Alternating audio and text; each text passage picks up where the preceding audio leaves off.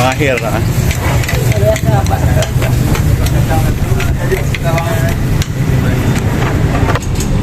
Kuliner yang berada di daerah Olekaring ini selalu ramai, di serbu pembeli. Jadi harus antri kalau Anda ingin membeli martabak Cina rasa di daerah Olekaring. Usaha kuliner yang bermodalkan gerobak ini mulai buka dari jam 4 sore hingga malam hari dengan omset mencapai jutaan rupiah.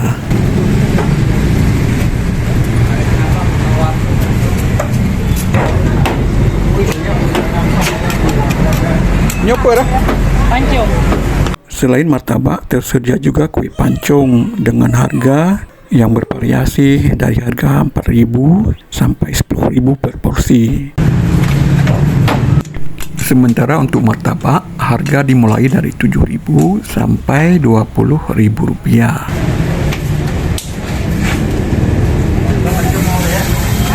Usaha kuliner yang mangkal di Simpang 7 Olekaring, Kota Madya, Banda Aceh ini telah buka sejak 1998.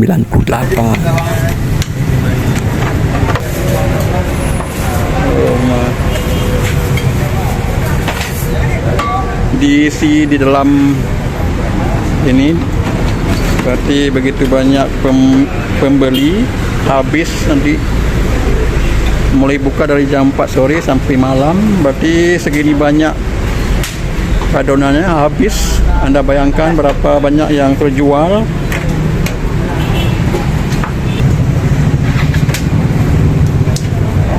Antri mana jak dia kena berkan air. Ya.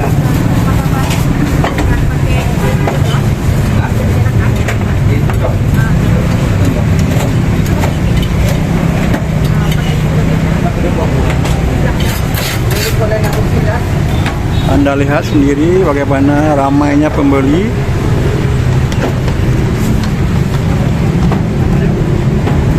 Allah dia go internasional. Go internasional lah. Awak Morocco, awak Malai. Oh, kayak mana? Awak beli awak luar. Oh, mantap man. Karena daerah lain antena, kita ke Malaysia. Tapi nama aja lain eh. Ini apa balik? Oh, apa balik?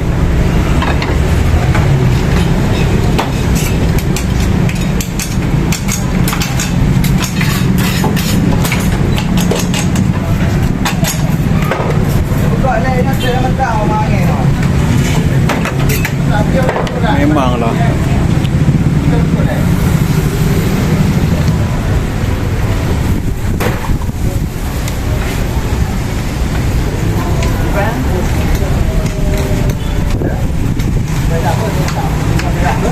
Jadi yang ketan baru kain dek? Ketan? Kita mau enggak? Membelah. Yang ketan 15.000. Ini bisa beli 4.000 bisa, 10.000 pun bisa.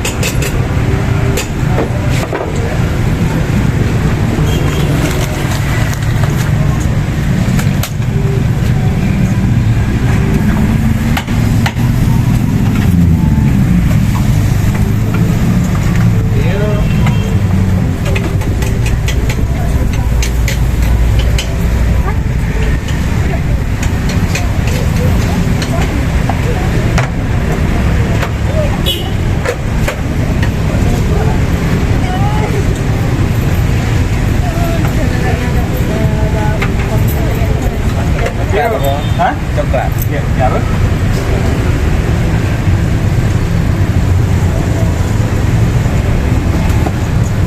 Pancung biasa, mau nih be? Berapa?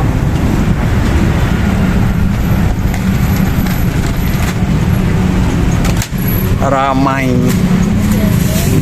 antrian panjang. 12